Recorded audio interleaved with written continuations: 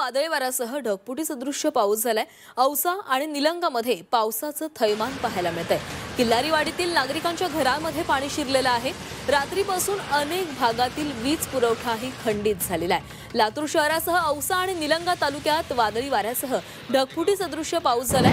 पावसामुळे औसा तालुक्यातील किल्लारवाडीतील नागरिकांच्या घरामध्ये पावसाचं पाणी शिरलंय, त्यामुळे घरात अक्षरशः तळ्याचं स्वरूप आलंय। त्यामुळे नागरिकांना रात्र जागून काढावी लागली आहे। तर निलंगा तालुक्यातील माळेगावमधील जिल्हा परिषदेच्या शाळेमध्ये मोठ्या प्रमाणामध्ये पाणी शिरलंय, त्यामुळे शालेय साहित्य कागदपत्र भिजलेली आहेत। मुसळधार पावसामुळे रात्रीपासून अनेक भागातील वीज पुरवठाही खंडित करण्यात आला। तर पावसामुळे नदी नाले तुडुंब भरून वाहत आहेत। या पावसाचं पाणी शाळेमध्ये शिरल्यानं शाळेतील साहित्याचं नुकसान झालंय, तर अनेक नागरिकांच्या घरांमध्ये देखील हे पाणी शिरलेलं आहे आणि अनेक ठिकाणी झाडं पडल्यामुळे गाड्यांचंही नुकसान झालंय।